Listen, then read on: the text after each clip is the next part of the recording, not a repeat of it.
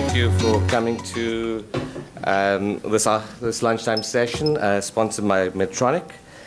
So this is a session on complex PCI and high bleeding risk patients. And the idea is that it's going to be a case-based approach to these patients, which hopefully will allow us time to discuss some of the approaches we've chosen, some of these patients. We'd love to hear your opinions as well. So let me give you some background into why we're doing this session. These are my conflicts of interest.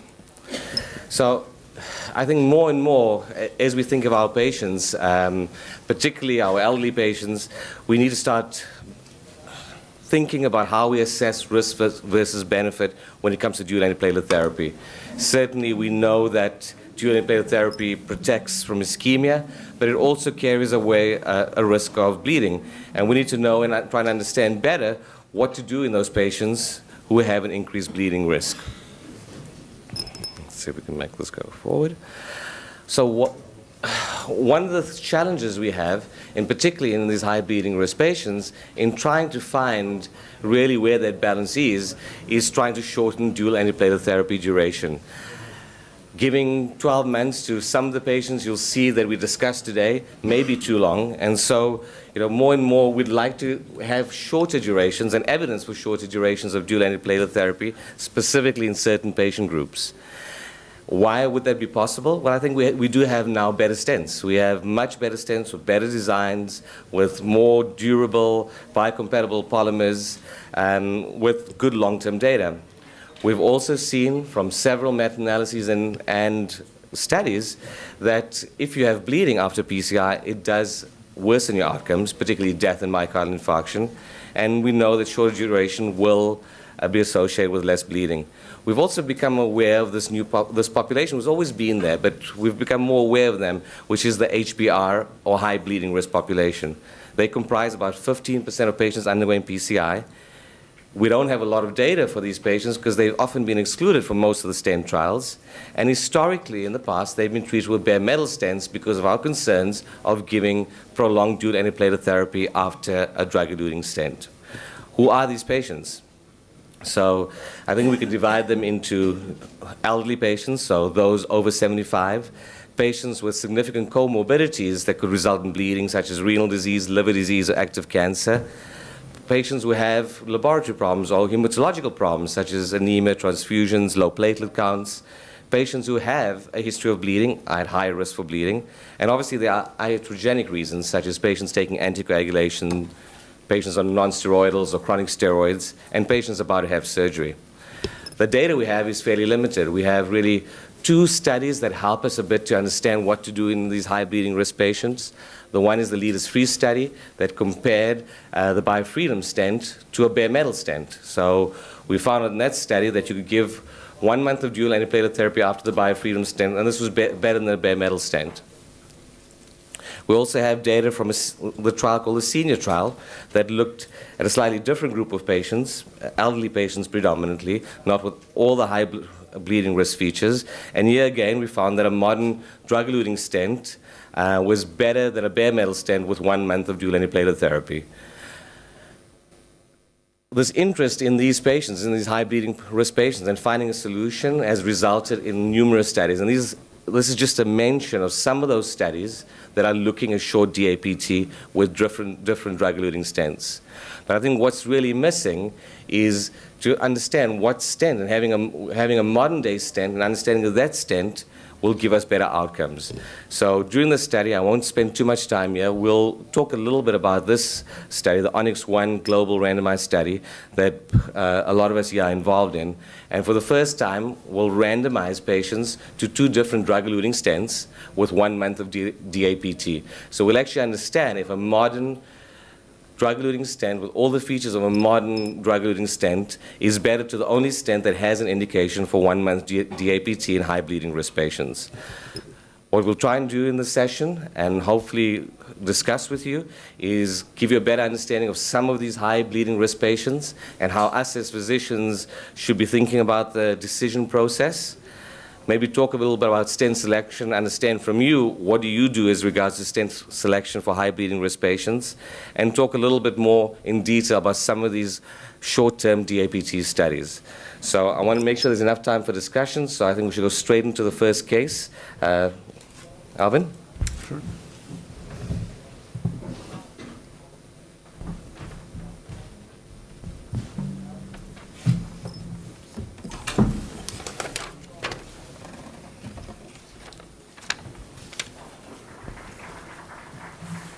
Good afternoon, everybody. Thanks for coming to this session. It's my pleasure to present you a case that we had recently in our lab. These are my conflicts. The case is a straightforward case that I think that everybody of you have seen and sees daily in his lab. It's a female of 81 years, a small lady of 52 kilograms, not big one, small BMI of 20. She presented with unstable angina pectoris, with on-off chest pain since the last 2 days. She had ST depressions anteriorly in the ECG. As a coronary risk factor, she had only positive familial history, no further cardiac history known. She had in the antecedents a colon polyp excision in 2013 without having any symptoms since, and she had a beginning renal impairment with a glomerular filtration rate of 49. And here is the angiogram. Nothing special to see in the right coronary artery or circumflex, and as you could see, the lesion is a proximal LAD at the level of the bifurcation, a subtotal occlusion. So it is our straightforward decision, I think, for everybody to do here is a PCI of LAD and D1. But let's look a bit more careful to this patient. As Azim clearly showed you, this is an 81-year-old lady. And what we know the data from the DAPT score, although the DAPT score is not on a short term, but after 12 months, it still gives us a very good visualization of the risk of the bleeding of the patient. So let's see here. We have a woman aged more than 60, and it's clearly a risk factor age.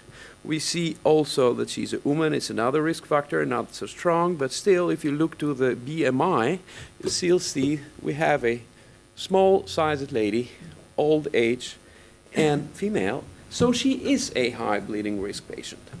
Now, we also know that renal insufficiency will somehow augment that, and that she had previous polyps in her colon, so it might be also extra risk in bleeding.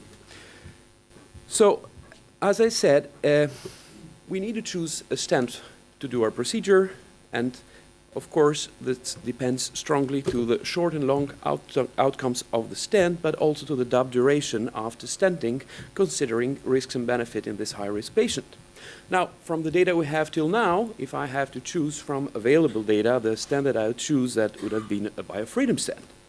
But we also know from analysis that we have done that this is a network meta-analysis we've performed before, and when we look to this available stents at the time, first and second generation, on the large, let's say, direct and indirect comparison, we saw that for mortality, the durable polymer, second generation durable polymers, and particularly Resolute, followed by Xience in this case, were the best. And again, also here for myocardial infarction, we're not the bioabsorbable polymers, we're still the durable polymers, the struts that are doing better. And that is also the case for definite and probable stent thrombosis. So these are recent data that we have from the DAPT STEMI Resolute register, where we look to STEMI patients. These are high-risk patients where we and we look to the outcome of the Resolute here. If you look to the target lesion failure on a short term is very low, 1.5 with Resolute. The target vessel vascularization is 1.1. And the definite and probable stent thrombosis in STEMI patients still is 0.7. So if I have to choose between this stent or the other choice that I have, the leaders-free stent used, biofreedom stent used there, and I look to these data, we could see that in our case we have a 1.1, where there at 6 months it will be a more than 1.4. And if we look to the stent thrombosis, it's definitely higher there. And if we look to the target vessel revascularization, it's also higher there than what we observed here. So also because we are comparing now this, as Dr. Latib said to you before, on a randomized study, and also knowing that the new Onyx stent has even still better properties than the Resolute stent, I chose myself for an Onyx stent in this case. And also the reason why I did is because we recently, and I think Dr. Rohleder will share the data more in detail, is from you, that we look to the OCT follow-up after Onyx implantation after 30 days.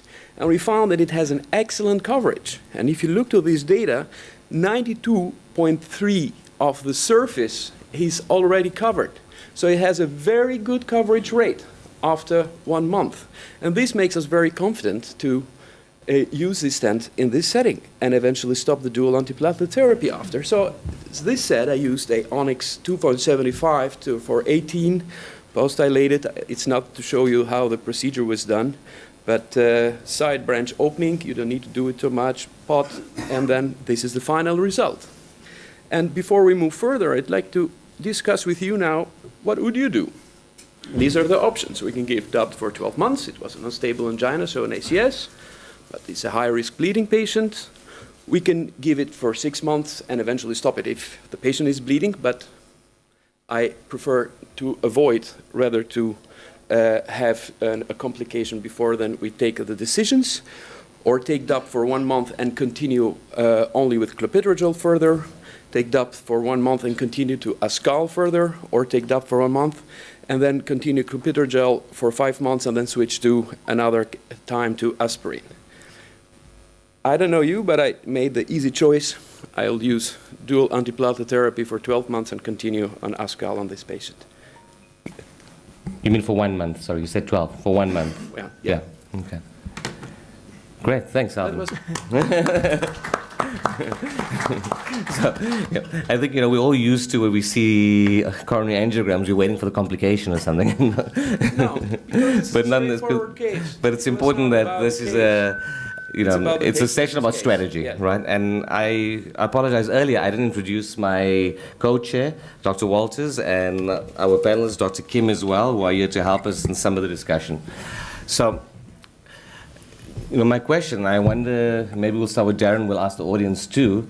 When it comes to elderly patients, do you think about what stent you would choose? Yeah, I think this case is a good, common, everyday situation that we face. An elderly female, she's low in body weight, she's got risk factors for bleeding. And if you're not thinking about this, then perhaps we should be thinking about it, because bleeding problems carry a poor prognosis or poor outcome. For a patient like this, the coronary disease has been well treated. We don't want to have a bleeding complication now intercede in what is an otherwise excellent clinical outcome for the patient. So I think it is important to think about what kind of stent you're going to put in and how long you're going to give the antiplatelet agent. What if this patient develops atrial fibrillation next month? These are important things we need to think about. And I think, what is the answer to that question? I don't think we know just yet. We haven't got all of the data in. Is it aspirin? Is it clopidogrel? Is it okay with Resolute Onyx? We think that based on the OCT findings, we could maybe stop that after a month. Good coverage of the stent struts. It's a thin strut stent. You'd hope that the results would be good, but we're still waiting on that data. So I think there's a room for a lot of art in the physician. Yeah. Great, thank you. Dr. Kim, in your practice, do you have specific stents you choose in elderly patients?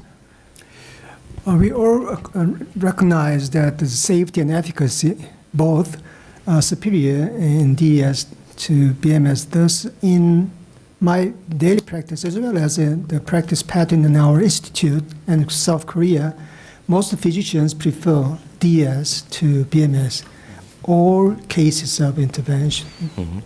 And I'd like to ask one question. 81 years old female with very small body size. What is the ethnicity of that patient? Caucasian or Oriental woman? It was Caucasian, yes. Caucasian. Because we recently had a chance to analyze the bleeding ischemic difference between Oriental people versus Caucasian and by analyzing the 7 RCTs. And there's a huge difference in terms of ischemia bleeding risk between two races. In other words, bleeding risk is twofold higher in Oriental people, whereas ischemic risk is just half in Oriental people. So ratio is fourfold difference between Oriental people and Caucasian. Thus, I think ethnicity is one important factor to be considered. It's also true that we give the same dose of clopidogrel regardless of the yeah, BMI or the body weight or even the race. Brilinta, just 90 milligrams BID is a really high dose for Oriental people. So, I wonder about the audience. I mean, looking at this patient with their clinical history, would anybody in this audience choose a bare metal stent still? It's very difficult to choose a bare metal stent, isn't it, these days? I think yeah, absolutely. After Lido's Free has excellently shown that time is over.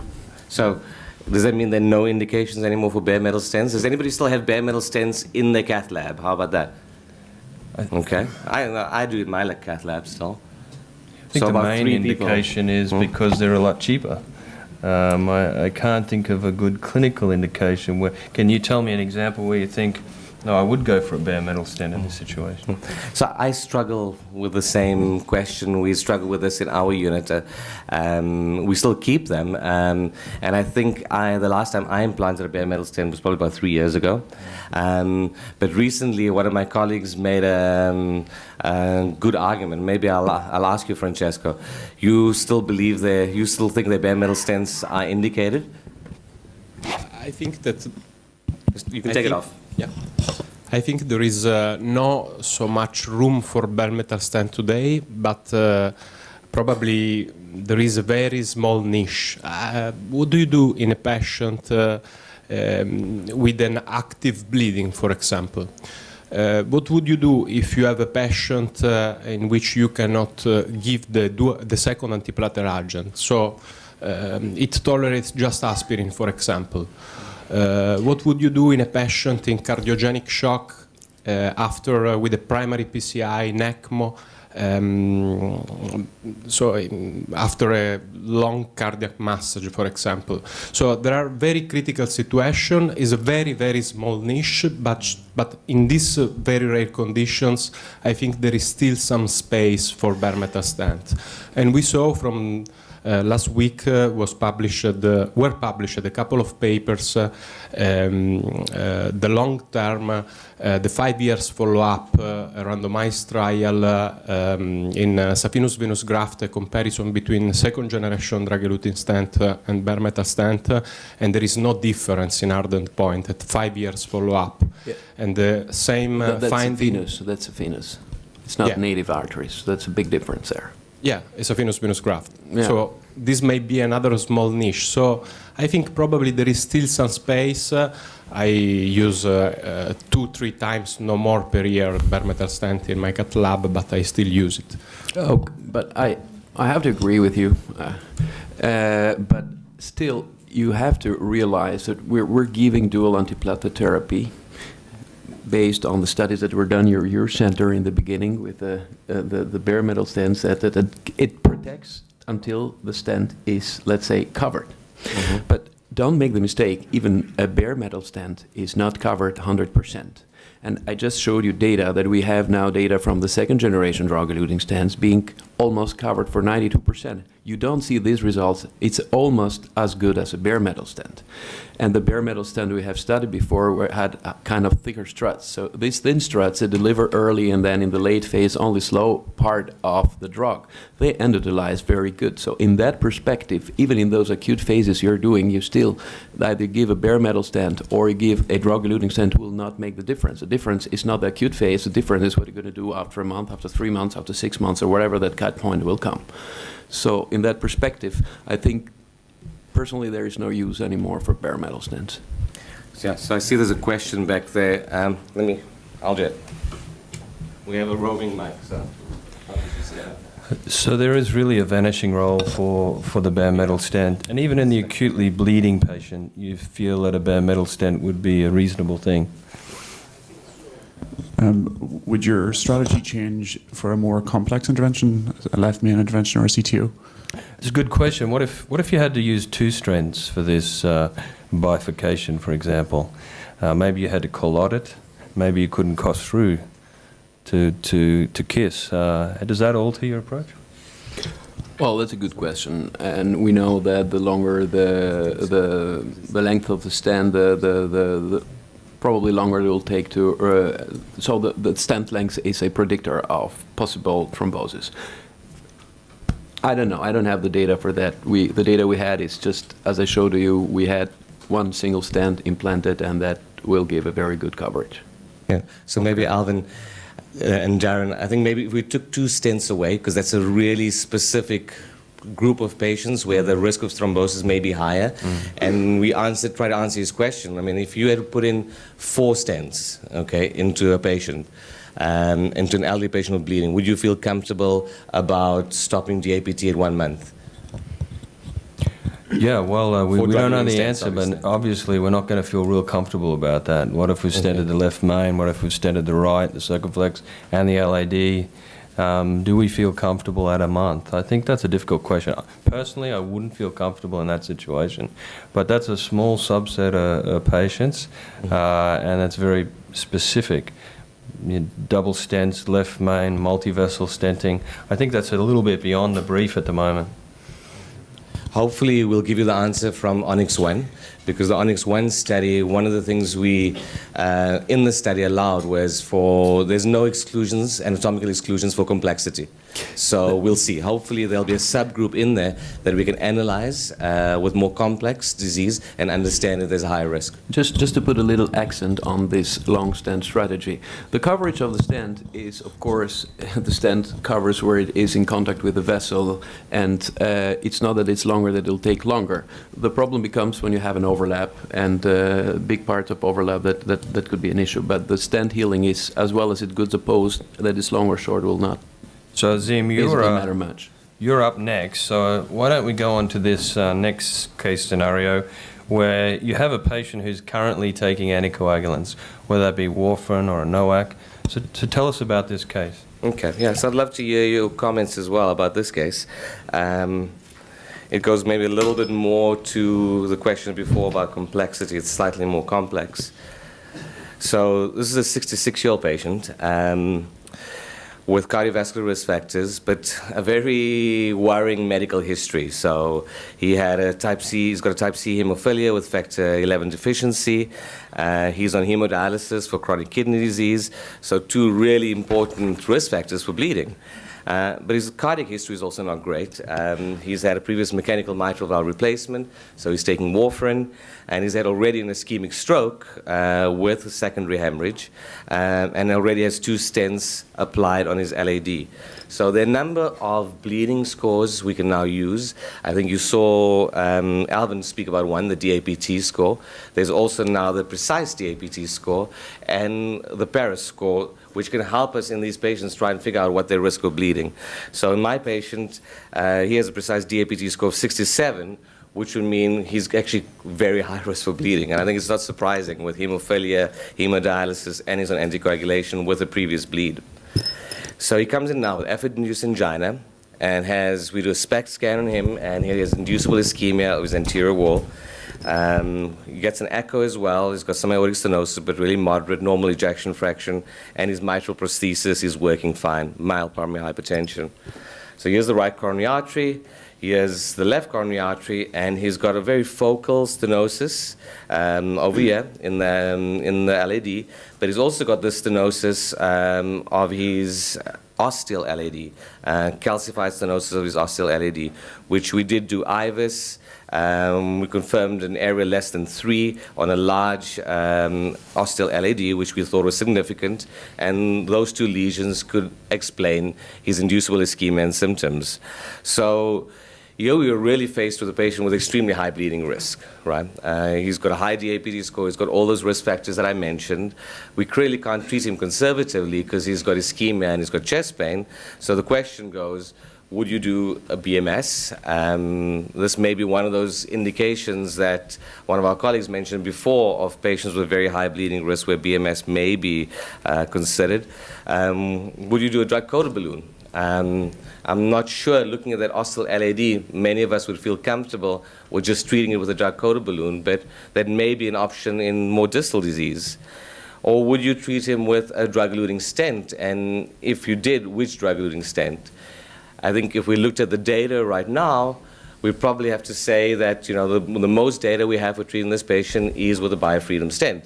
That's the only one in Europe, at least, that has a CE mark for high bleeding risk patients. Unfortunately, until recently, I didn't have the stent in my center, so it wasn't an option for me. So I had to consider whether I would use BMS or DES. And I think the discussion came to me was about putting a BMS in an ostial LAD lesion. I didn't feel very comfortable about putting BMS in an ostial LAD lesion. I thought he needed a drug-eluting stent and would give him a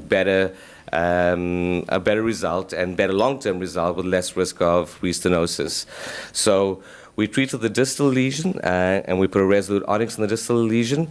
I think when you're considering to treat patients at high bleeding risk and you're considering to do short-term DAPT, stent selection is important, but also the way you implant the stents is extremely important. So if you're going to shorten your DAPT, it's really imperative that you implant your stents properly, because with that shorter term DAPT, I think stents that are implanted poorly or not well expanded are going to have a much higher risk of events and thrombotic events. So we really, when we think of shortening DAPT in our patients, we really make sure we have a good result. In this patient, we put a 3.5 by 12 resolute onyx and ostial LAD, and this was the angiographic result, which was good and confirmed on IVUS. So then I was faced with what antithrombotic therapy at discharge. What would I do with him now? I've put in 2 drug-eluting stents, one to his ostial LAD, which is an important lesion if you were to get a thrombosis. What would I treat him with? The options were I could give him triple therapy for 12 months, triple therapy for 6 months, and then after that dual therapy, so an anticoagulant with one antiplatelet agent. I could give him triple therapy for 1 month with dual therapy for 11 months, so just 1 month of triple therapy. Or consider giving him an anticoagulant, so he has to take warfarin because he has a mechanical valve, plus a single antiplatelet agent. So I wonder what your thoughts are. Maybe I'll ask you to put your hands up and we'll go through them one by one again. So who would give triple therapy for 12 months? With a show of hands. So no one here, great. What about triple therapy for 6 months? Okay, no one really likes triple therapy. What about 1 month of triple therapy? Okay, so looks like, more than 2/3 of the audience would give triple therapy for 1 month. Anybody would give an anticoagulant plus a single antiplatelet agent from the beginning? Okay, fantastic. Well, those of you who just put up your hands, who would give aspirin as your single antiplatelet agent? Clopidogrel? Okay, great. So if I could just summarize, we've got maybe 2/3 of you saying we're going to give triple therapy for 1 month, then dual therapy, and maybe the other 1/3 are going to go for option E, which is an anticoagulant plus clopidogrel. Okay. So I'm not sure what we should be doing here, because let's look at what data we have to try and guide this decision, right? The one thing we do know is that patients with triple therapy, and there are a number of studies that are showing, are very high bleeding risk patients. I discharged him with anticoagulant clopidogrel, and I based my decision on really, I have only one study that I could use to support my decision, which was the VOOS study, a study from Holland that randomized patients to triple therapy or double therapy, and we looked at TIMI, major, minor, minimal bleeding. There was significantly less bleeding. It was a study that was small numbers, but it is randomized.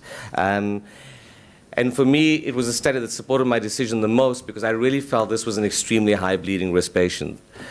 There are other studies. If my patient was not did not have a mechanical valve and maybe had atrial fibrillation only without the mechanical valve, I may be able to use these other two studies to defend my decision, to help me with my decision. So the one is the Pioneer AF study that randomized patients to rivaroxaban or clopidogrel, which is kind of the VOOS type strategy, which is anticoagulant with single antiplatelet, or rivaroxaban plus aspirin, or rivaroxaban plus dual antiplatelet therapy, or a vitamin K antagonist plus triple therapy. And in this study, we did learn that, once again, triple therapy was associated with much more bleeding. I think it would have been really interesting, though, to see in this study what warfarin was like with a single antiplatelet agent rather than triple therapy. I think having triple therapy here really pushed that curve very high. But I think in patients who can take a novel anticoagulation and who need PCI, this study does help us to say that maybe a NOAC with a single antiplatelet agent may be sufficient to reduce bleeding and events.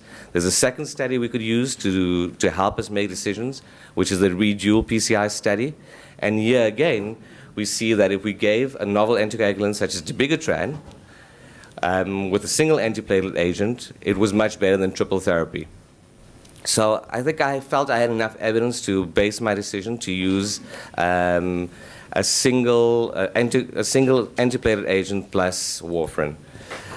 If we look at the guidelines, they do help us a bit, and I see someone in the audience who was involved in these guidelines, but the guidelines do allow us to choose based on bleeding risk what kind of therapy we would choose. So what I had chosen was dual therapy up to 12 months. You can see it doesn't have a class 1 indication, though. It's a class 2A indication, so I do have some support, and most of that evidence for that comes from that VOOS study that I showed you. So that's what I chose. I think I did have enough even guideline support to consider that giving just anticoagulant plus clopidogrel was justified. And I think those of you who said clopidogrel rather than aspirin, I think the guidelines would support your decision as well. So in Onyx 1, hopefully we'll get some more answers, because in Onyx 1, what we have allowed patients to do on anticoagulation is do exactly this, is take oral anticoagulation and a single antiplatelet therapy from the index procedure, or triple therapy. So hopefully there will be a subgroup of patients here where we'll get a better understanding about the safety of anticoagulation and a single antiplatelet agent. Thank you.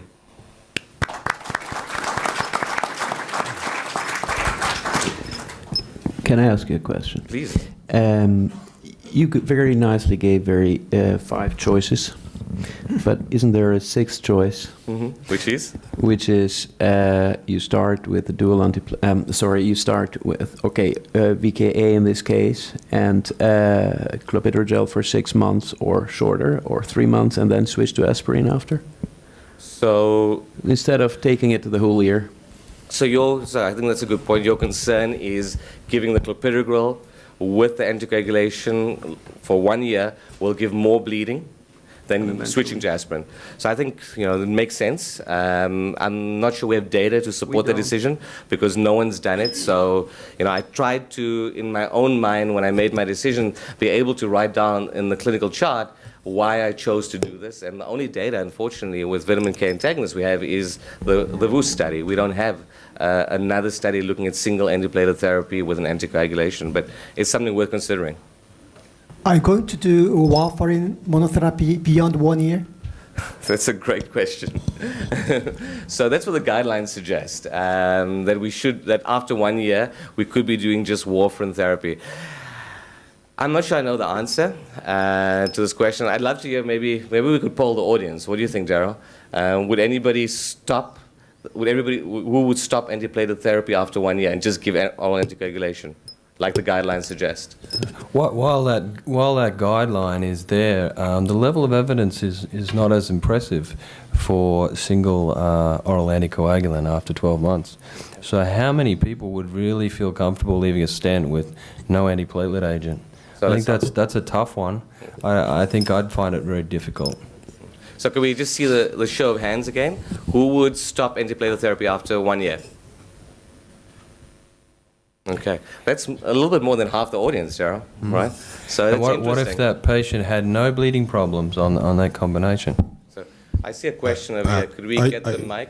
Yeah, I want to ask about the dose of loading dose of clopidogrel in such patient, and also the dose of anticoagulant intraprocedural. All right. So in my practice, most of our patients are preloaded. So when we book patients for PCI, we already preload them with dual or in this case just clopidogrel. This patient was on chronic antiplatelet therapy because he had previous stents. So he was already taking Coumadin and a single antiplatelet agent. But I tend to pre-treat my patients, so not load them on the table, because most of our PCIs in my center are elective and stable angina. Your second question, sorry?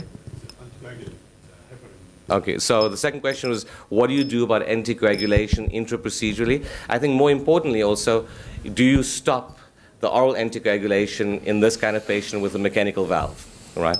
So in the past, I would have stopped it. I no longer, in a patient with mechanical valve, stop warfarin. So with the fact that we now have radial access and we can do just about everything via radial access, I tend not to stop oral anticoagulation in patients with mechanical valves. And I will still give them some heparin, but a lower dose of heparin during the procedure. That's my practice, but maybe it's a very good point. It's not only because it's very dangerous to stop it, because it's a mechanical valve, but stopping and starting, it's really where the patient bleeds. That's where you get completely deranged, and also where the patient thromboses. So also in our lab, we continue, especially now with the radial procedures, it's not necessary. So we got two more questions over here. So. Oh, yes. Not in a patient with a mechanical valve, but what do you think about left artery occlusion in a high-risk patient with renal impairment as an option to shorten? Absolutely, I think it's a great option in very high-risk bleeding, in high bleeding risk patients to reduce Coumadin. I think in my practice, I'm using LAA occlusion more in patients who have a contraindication to anticoagulation or who've bled on anticoagulation. But I think as we get more data and safety data and long-term data, I think that's a good option. There was another question. You can pass the mic, please. Is the patient doing a dialysis? He's a chronic renal disease. So if he's doing a dialysis, I think we have to think about to stop the warfarin because they are very well heparinized. So remember, he's got a mechanical heart valve. Yeah, but a mechanical mitral valve. I would feel quite uncomfortable stopping warfarin in a patient with a mechanical heart valve, even if he's getting heparin with regular hemodialysis. I might consider maybe not keeping him on the high range, so maybe not as high as 3, but maybe 2 to 2.5. But I'd feel very uncomfortable. I'm not sure what, Darren, what do you think about stopping? Well, I was going to ask you that question. The other thing that does come into play is what is the INR now? We do all these cases radially, and if they're elective, but if the INR is over 3, I don't think I'd continue that. And if you're on, at least if you're on triple therapy and certainly dual therapy, how does that change your target INR? And I think we tend to run them a little bit lower when they're on triple therapy, for example. So in your practice, what would you do? You would stop the anticoagulant? Actually, I've heard this in one of the lectures. I'm not sure, but Okay. I cannot decide. But I ask you about this. I want. So we have a very big audience and maybe lots of other people here. So let's ask the audience. How about that? So in a patient who's got a mechanical heart valve, if we can help our colleague here, because I'm not sure we have data for this, who's got a mechanical heart valve and is on hemodialysis, so getting regular heparin, would anybody consider stopping the anticoagulant? So can I assume that put your hands up now, would everybody continue anticoagulation? Yes? Yes. So Thank you. it's not evidence-based, but I think, it's experience-based. Common sense. Okay. Okay. Well, that's been a fantastic discussion. I think we have all the answers, not all the randomized controlled trials are in on that subject. But let's ask HS Kim to come forward. He's going to tell us a little bit about a patient who had a history of bleeding, and now he's going to undertake a complex PCI. Thanks, HS. Thank you, Darren. So I'd like to briefly present a patient with previous bleeding due to gastric ulcer treated with Drugeluting. Presentation is shown here. 71 years old male, presenting as unstable angina after melena. He recently had an aggravation of angina since melena development from class 1 to 2. Comorbid conditions include CAD, PAD, hypertension, and dyslipidemia. Regarding the gastric ulcer and melena, in February, he developed melena with anemia. Hemoglobin dropped down 10.5, leading to aggravation of angina. Endoscopy found such kind of active gastric ulcer. He received intensive medication for ulcer, PPI, and mucosal protective agent with oral iron supplementation for 2 months. Then April follow-up endoscopy revealed healing stage of ulcer with correction of anemia up to 13, hemoglobin 13.3.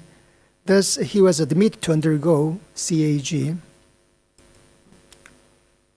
ECG was a little bit small, Q on 3F, but echocardiograph shows normal wall function.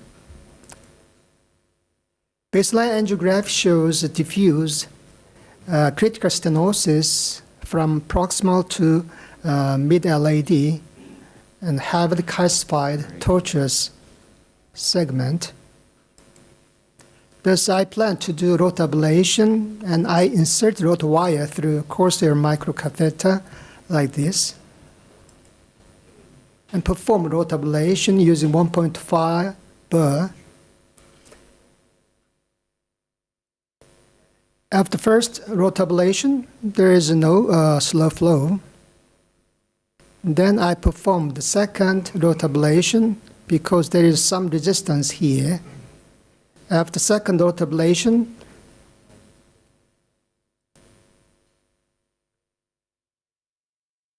here second rotablation, flow disturbed due to dissection leading to critical obstruction of this point. Thus, I performed dilation and flow returned baseline level.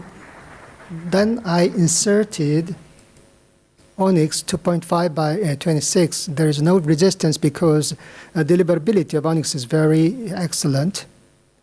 I inflated the Onyx stents for 20 seconds 3 times to overcome the expansion of heavily calcified lesions. That is my personal tip. Repeat inflation for 3 times.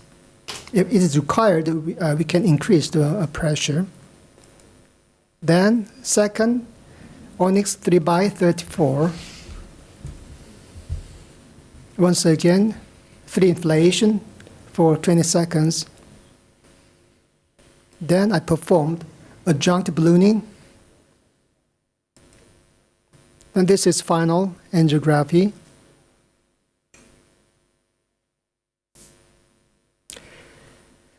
Thus, in April, endoscopy revealed gastric ulcer at healing phase. Thus, I performed the PCI using rotablation and long stenting to LAD. The stent length extends up to 60 millimeters, and I start DAPT. 3 months after PCI, I performed follow-up endoscopy confirming the scar phase of ulcer.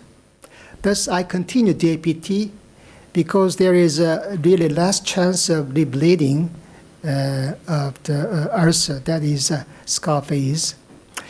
The reason why I continue DAPT for this case is it is a long stent at the heavily calcified lesion that may be associated under expansion of stents. Both factors may be a very important prognostic factor for stent thrombosis. Thus, I continue DAPT for 6 months and then step down to monotherapy with clopidogrel. And 9-month follow-up angiogram was confirmed. The stent was patent here. To summarize this case, 71 years old male presenting as unstable angina after melena due to gastric ulcer. Thus, intensive medication was prescribed for ulcer and anemia for 2 months. After stabilization of ulcer and correction of anemia, we performed PCI rotablation and performed long stenting up to 6 millimeters to heavily calcified LAD. This is a year ago practice. Thus, nowadays, such kind of high bleeding risk patients, we can reduce duration of DAPT down to 1 month. But in case at that time, I'm concerned about stent thrombosis because long stent and have the calcified lesions. So I continue DAPT up to 6 months with meticulous follow-up endoscopy to check healing stage of ulcer. And then I stepped down DAPT for 6 months to monotherapy with clopidogrel. Thank you very much for your attention.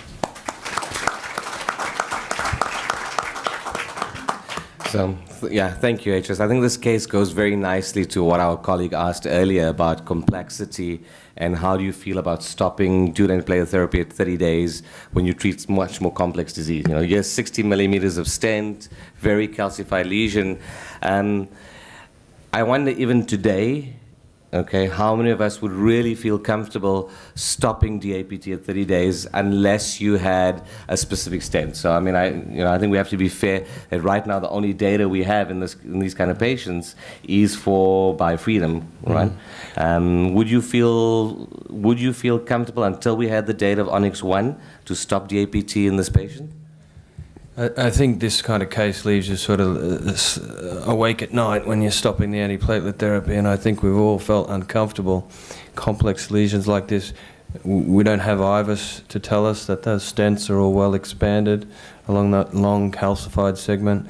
And, you know, stopping dual antiplatelet therapy early is very progressive, but, you know, in the absence of bleeding, could you harm this patient? I think you have to individualize those decision-making, and I think that this demonstrates the need to individualize the decision-making in each patient at the moment, brings it into focus. So, Alvin, you've got a lot of experience with OCT. I mean, in a patient like this, would you think about doing OCT, bringing back for OCT at 30 days? And if you saw coverage, thinking about using that as a factor to stop a DAPT? It's a very good question, and also a very nice case, I have to say, because very teaching case for all of us. And I like the approach, I like the choice of the stenting, the proximal part, post-dilation was all an intervention can do to do a good job. Interventionalists could do to do a good job. But we know, coming back to your question from the OCT data, once you do rotablator, you cannot really make a very nice lumen. You create like cavities, which are also will help a position, but not very nicely. So you will have always in this sort of calcified lesions, malpositions that you don't see and you can hardly correct. What I have learned is, particularly with this new generation stents that are thin struts, is I'm not using any more non-compliant balloons, because non-compliant balloons are very rigid tubes that will not allow the stent to, or the struts to go and oppose to this irregular surface, but use compliant, because the compliant will allow the balloon to fill the room that it can fill, so it gets the best apposition. And I don't know what do you do in your labs in these situations, but based on the OCD follow-up, and I was also showed that before, that actually using this kind of balloons and these kinds of open cell strut stents gives you a better apposition. Then, of course, the question, should you stop or should you not stop dual antiplatelet therapy? I don't think we should go and look to OCT data for that. It should be still a common clinical decision that we should take on a patient base, and it's very hard to generalize for every patient. Yeah, I agree with you that semi-compliant balloon can guarantee the good apposition, but in terms of final minimal luminal area, we may need a non-compliant balloon to further expand the highly calcified lesion. Regarding the OCT finding, I think I'm a little bit reluctant against the prognostic value of OCT finding toward the future clinical event. That's we don't do such kind of short-term OCT finding, and based on that finding to determine duration of DAPT. No, I think you're right. That's why I wanted to bring it up, because I hear that said sometimes, and I think the bottom line, maybe Alvin, you've done a lot of 30-day OCT. Do we really know what's covering the struts at 30 days? I mean, could it be fibrin? Could it be endothelium? Can we really tell? You cannot tell on OCT, but you need to interpret the OCT images as what you know on preclinical and other studies. Of course, these are not human, but you cannot exactly say what kind of coverage you're seeing. And this is at best a surrogate marker, isn't it, really, for a clinical outcome? And then have we proven that hypothesis that OCT coverage is a sufficient surrogate marker for a clinical outcome? And I don't think we've got the answer for that. One of the questions that I would ask, though, is you can do OCT at follow-up to see if there is endothelialization. What about a role for intravascular imaging at the time of implantation, so that you set up a situation that gives you the optimal chance for good stent coverage? So maybe HS, could you? You didn't do intracoronary imaging in this case. I'm surprised. I've done I've guided PCI in every case until 5 years ago. Nowadays, I can do angio-based PCI like I've guided PCI. Of course, I recommend my junior faculties to do IVUS guidance in a complex lesion. So But sometimes I just agree. Sometimes if you do all you could do, even if you see or not see, you already done all the measures, all the possible post-dilatations, all the size, expansion, everything, so that you see or not see any malapposition. It's not the case. And also we have to know that it's not so much the malapposition, but it's under deployment. And you could angiographically already see that there was no case of underdeployment. And malapposition, you can do all your best, but sometimes you cannot really reach every strut to get into that vessel, especially in these calcified lesions. yeah, but I think the message is, if you're going to think about shortening DAPT duration, you really have to do optimal stenting, and you have to get a great result at the end of the procedure. So the one of the things I wanted to ask the audience that I struggle with, okay, we're talking about high bleeding risk patients, and we're talking about shortening DAPT. It may be 30 days, it may be 3 or 6 months, as in this case. When you stop the DAPT, which drug do you stop? Okay, so maybe if I can ask you and poll you as an audience, when you stop DAPT at either a shortened, abbreviated duration, so whether it's 30 days, 3 months, 6 months, who stops the clopidogrel? Put your hands up, don't be shy. I stopped the clopidogrel, so I'm one of those. And who stops the aspirin? Okay. I'm halfway. So it's kind of halfway, right? I'm halfway, yes. It's 50-50, If so this it means lady we don't know. there that I showed before would have been 70 kilos instead of 50, I'd probably stopped aspirin, the other way around, gave clopidogrel and stopped aspirin, yeah. Regarding this issue, there is no absolute clinical data to recommend One or the another. one or the yeah. other. There are a substantial number of patients who are resistant against aspirin or resistant against clopidogrel. Thus, we started the biggest clinical trial in South Korea, host exam, RCT. The sample size about 5,500 patients. We started enrolled about 4 years ago. Now, we achieved about 90% of the target patient. Thus, in the next 2 years, we can get some insight regarding which one, aspirin versus clopidogrel, would be superior to either. Single antiplatelet therapy. Yeah, extended mono antiplatelet therapy, EXAM. Okay, post-stenting. Yeah, after stenting. And what do you think about patients like this with gastrointestinal bleeding? Does that influence whether you go for, say, aspirin or clopidogrel? In this case, I think definitely clopidogrel would be better than aspirin. Aspirin is acetylsalicylic acid. So I just want to make sure there's any questions we haven't answered from the audience about this case or the previous cases that you may have. If not, Gerald, could you summarize what we've learned? Yeah. Thanks very much. I might take the opportunity then to wrap up the session and reflect on some of the learnings that we've had today. I think it's been a really good session. I think it's a common problem that we face, and there are more questions often than answers to questions. So let's reflect on that. We've seen today the Resolute Onyx stent. I was involved in the initial studies of the Resolute platform. It's a great platform. It's been a good workhorse stent for the last decade. The new Resolute Onyx has a plasmodium core, makes it easier to see. Strut thickness is less, so it's much more trackable, low crossing profile, and we've got an expanded range of sizes from the very small vessels right through to your 5.0 left mains. The same drug, the same polymer, the same elution profile, and clinical results look to be as good, if not better, than the original Resolute platform. And when we think about the unmet needs of current generation DS for complex lesions, it ticks a lot of boxes, right? Better acute performance, you can see it, the struts are thinner, you get enhanced delivery, preserved radial strength, wide range of vessels you can treat and maintain good outcomes. But what about the topic of today? Can we safely shorten DAPT with this platform?